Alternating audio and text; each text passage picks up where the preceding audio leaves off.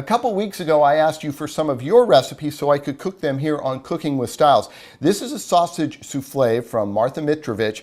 She uses this for special occasions like Christmas or maybe Easter morning.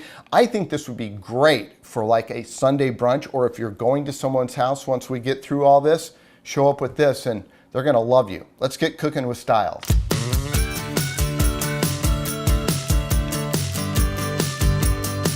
The great thing about this particular souffle is you probably have most of these ingredients in your kitchen already. The sausage, which we're going to be using breakfast sausage, eggs, of course, cheese, and bread. And that's pretty much it. So once you get your eggs in here, we're going to add a little bit of seasoning. We're going to do salt. Don't over salt because you've got the sausage and that's got plenty of salt in it. And then cracked pepper.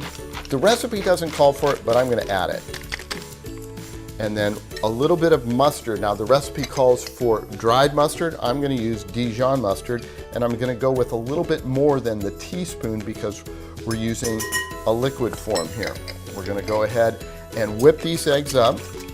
And not only is it simple, you probably have everything in your kitchen. So there's that, there's your eggs.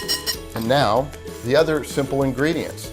We've got some brown sausage already, so you cook your sausage in advance. And then I'm using the Colby cheddar cheese mixture, shredded already.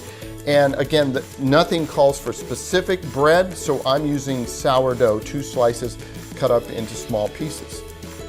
Does it get any simpler than that? The trick here, I think, is the fact that you let this sit in the refrigerator overnight. And once you do that, all that egg wash and everything mixes into the bread and coats everything. Now here's the other trick. You can use Pam, but I like to use this little pump thing here. It's called a misto. Why I like it is because I decide the type of oil that goes in here. And then you just give this a nice spray. In goes our mixture.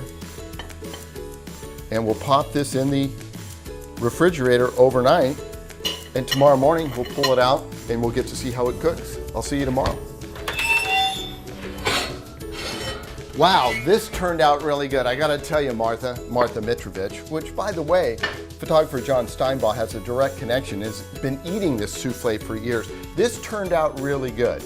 I'm impressed. So let's go ahead and plate this up. And I'm gonna do a little twist on this in that I'm going to make this kind of a savory, sweet type of dish.